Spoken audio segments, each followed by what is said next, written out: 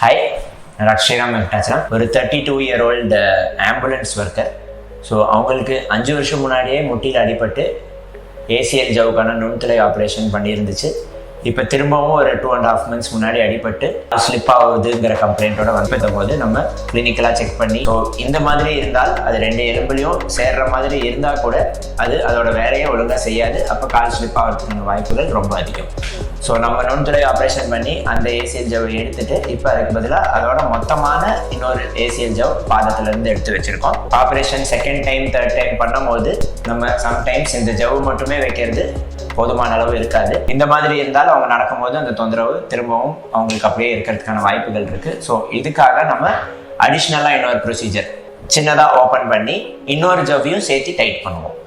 So இது பண்ணதுக்கப்புறம் நமக்கு ஆன் டேபிள்லேயே அந்த மூட் வந்து நல்லா டைட்டாக இருக்கிறது தெரியுது. ஸோ மோஸ்ட்லி அவங்களுக்கு கால் ஸ்லிப் ஆகிறதுக்கான தொந்தரவு திருப்பவும் வராது.